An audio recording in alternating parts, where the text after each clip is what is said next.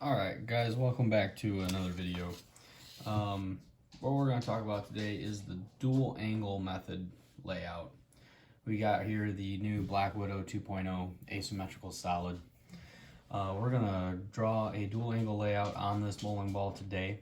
We're going to do a 60 by 5 by 35. That's the layout that we're going to do today. And then I also want to talk about what each number represents in the dual angle layout process. So we are going to do a 60 by 5 by 35. That is the layout that we're going to put on this bowling ball. Now, let's talk about this first number. First number is basically how far the weight block will shift right and left, based on if you're right-handed or left-handed, away from the center grip. The lower this number, the earlier this ball will roll. Well, we got 60, so that's way more than half, from 10 to 70 degrees basically on the first number that you want to use. So this ball is going to go down the lane a lot further than, say, we put a 20 or 30 in this spot. So the smaller this number, the more that the weight block will shift away from the center grip in the layout, and a smaller number will create earlier roll. Now the second number is 5. This number represents how far the pin to the PAP is.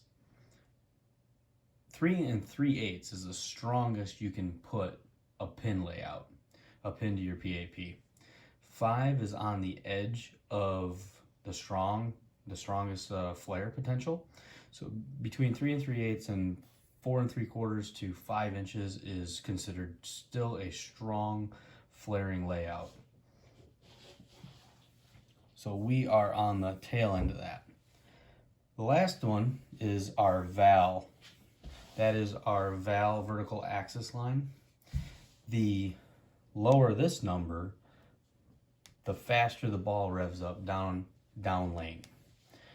When you get this number to about 60 or 65, you're going to start seeing pin down layouts. Now, I mean, that's going to vary on your positive access point. I mean, many are going to be different than mine. We're going to use mine today. My positive access point is 1/8 down, 4 1/8 over. Now I'm left-handed, but I am going to draw this ball up right-handed, because most people are going to see this. They're probably right-handed bowlers. So let's go ahead and get started.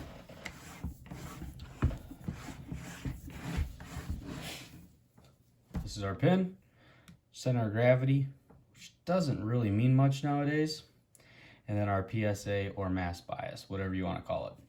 So to get started, we want to draw a line from our pin through our PSA. Take our prosect, connect the dots, draw your lines all the way through. I'm going to use nice, real bright, thick lines. Usually I don't like to when I'm drilling, but for visual purposes, that's what we'll do. Now, for our first number, we're going to take our prosect. We're going to put 0 facing away from us, right on the pin. Line up this line right on our center. You can see it there. All right, so we're going to find 60 way over here and make a mark. Okay, now we are going to draw a line from here through our pin. Extend your lines. Now, we're going to measure 5 inches from our pin down here. This is where our positive access point is going to be. 5, right there. That is where our positive access point is going to be. So now, to find our VAL line, our last number in our dual angle layout method, I'm going to flip the ball around so it's easier to see. Now we're gonna do pretty much the same thing we did before, except we're gonna put our 0 facing away from us on our positive access point. Then we will line up the line right there. Find 35 degrees, mark. That is going to be where our going to take our val line and intersect it with our PAP. Now, this is what we are going to have so far. This is 60 degrees. This, from here to here, is our 5. This val angle is our 35. That is our dual angle layout. I'll go ahead and finish out the process. Now I'm going to go down 1/8 of an inch. That is my positive access point. And I'm going to go over 4 1/8. 4 1/8. Okay. Now, draw our center grip line.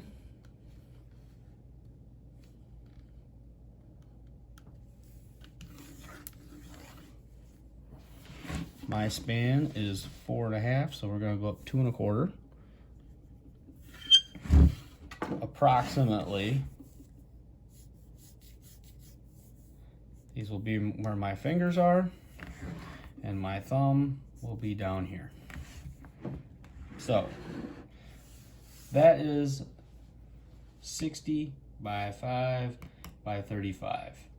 This ball is going to roll a little bit further down the lane because this is obviously 60.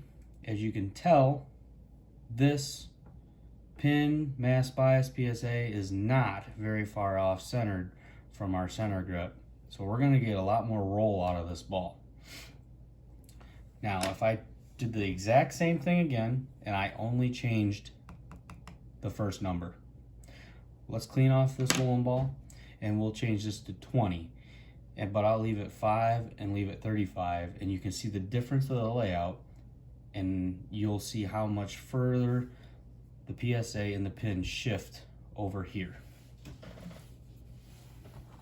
We'll take some of that wow factor from CTD.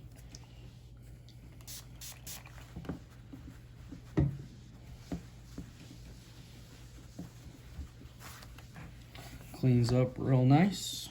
Okay, so I'm not gonna walk it through as slow this time. So we're just gonna draw our line through. All right, so now this number we're gonna change to 20, remember. So there's 20. Draw our line all the way through. You can see the big gap, or the smaller gap there now, that's 20. So now we will go 5 inches. There's our 5. Flip this around. Put our 0 on that. Go to 35 like we did before. Take our mark through our PSA, through our PAP, not our PSA. This is what we've got so far. You can see the very, very big difference already. My mass bias, my PSA, is almost on my val line. Very big difference to where it was at before. So now we'll go down 1/8 of an inch. We will go over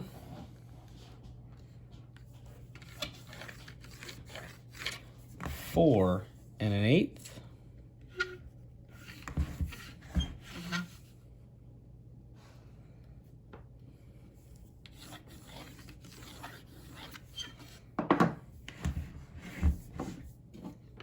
do 4.5 is my span, so 2 1/4.